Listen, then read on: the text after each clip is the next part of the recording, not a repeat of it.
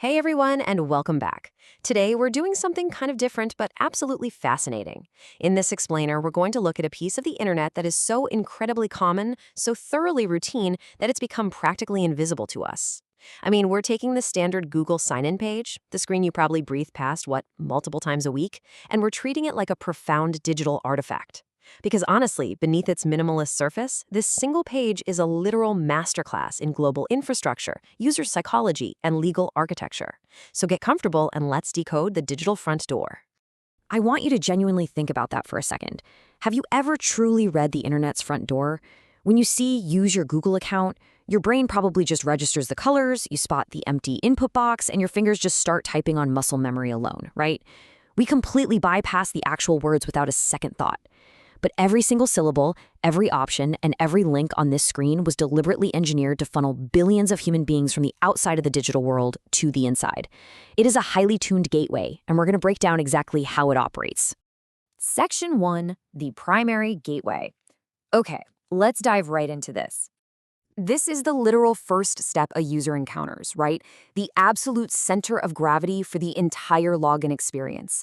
Just look at the stark minimalist commands here. Email or phone, next. That's it. There's no flowery, welcoming language, no complicated instructions to read through, just a simple two-step binary progression. You identify yourself, and you move forward. These two incredibly simple steps dictate the primary user journey for the vast majority of traffic hitting this gateway. It's brutalist efficiency at its absolute finest, specifically designed to get you past the door and into the ecosystem in literally milliseconds. But, humans are fallible, and the designers absolutely know this. I mean, we've all experienced that mild, entirely rational panic of a forgotten login. So, tucked right beneath that primary input is this tiny, quiet little text, forgot email. This is a critical safety net built directly into the primary gateway. It's a completely different pathway triggered by a moment of user friction. If you get stuck right at the threshold, this two-word lifeline is sitting right there to rescue your digital identity. And then, sitting just a bit further down, is the phrase create account. This is absolutely vital because it reminds us that alongside getting veteran users inside, this gateway also serves as the absolute beginning, the genesis point for entirely new users. If you don't have the keys to the door, well, this is exactly where the system pauses and offers to forge you a brand new set. Section 2, Alternative Pathways and Exceptions. Let's move on and see how this builds out. Shifting our focus to the digital side streets for a second, check out this comparison. On one hand, we have the primary, confident instruction, use your Google account. But on the flip side, we see a highly specific, very cautious alternative provided for users, not your computer, use a private browsing window to sign in. The platform is acknowledging something huge here. The context of where you are matters just as much as who you are. It's stepping in to offer proactive security advice right on the login screen, basically warning you, hey, don't leave your digital keys sitting on a stranger's table. And directly tied to that caution is a prompt to learn more about using guest mode. This is such a fascinating alternative access point. For users who might be, confused or concerned about signing in securely on a public library computer or maybe a friend's laptop, the platform doesn't just block them. It actually offers education. It gives them a safe partition method to access their data without leaving a permanent footprint behind. Section 3, the global language infrastructure.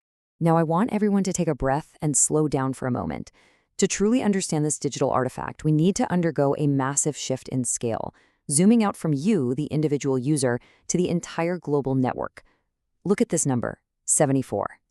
Now, what's really interesting about this is if you were to click the language drop-down menu sitting quietly at the bottom of the sign-in box, you'd find exactly 74 localized language options. 74! This single minimalist interface contains the linguistic architecture to speak to almost the entire connected human race.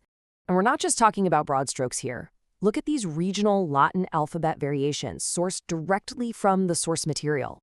We don't just see English, we see English for the United Kingdom and English for the United States. We see Español tailored for España and Español for Latino America, Francais for Canada and Francais for France. This list highlights that global access requires highly specific, nuanced regional localizations. The platform understands that a truly frictionless front door has to speak in the exact dialect of the person knocking. The visual variety stretches way beyond the Latin alphabet too. We see the Greek script right alongside Cyrillic script options like Belarusian and Russian. Highlighting these scripts really emphasizes the vast geographical reach of the platform. I mean, we're spanning all the way from the Mediterranean right across the massive expanses of Eastern Europe and Asia, and it's all being managed from the exact same interface structure. Continuing that journey, we see the Asian script options found in the source text: Hindi, Korean, Japanese, and Chinese.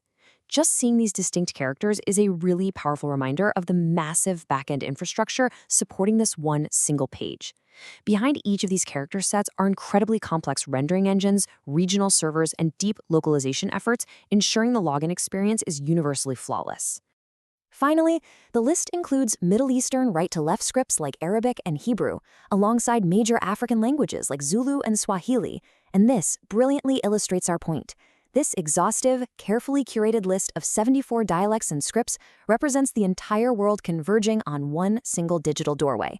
It is a quiet masterpiece of global accessibility, just hidden in plain sight.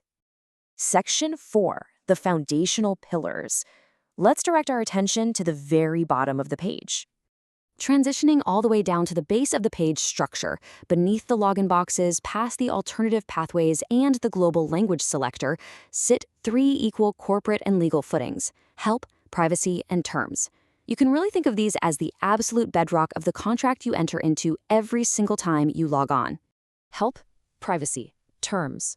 So, the crucial point is that while we spend all our time looking at the email and next buttons, these three simple words form the ultimate legal framework of our digital identities. Help is the platform's obligation to support you. Privacy is the platform's declaration of exactly how they handle your existence. And terms is the legally binding rulebook of your behavior inside their walls. They might just look like small links, but they literally carry the weight of the entire internet economy. Which brings us to a closing thought for this explainer. Look at your own daily digital habits. When you are confronted with this meticulously designed front door, with all of its hidden complexity and massive legal pillars, do we actually click terms, or do we just blindly hit next? It's definitely something to consider the next time you find yourself standing at the internet's gateway. Thanks so much for joining me for this deep dive, and I will catch you on the next explainer.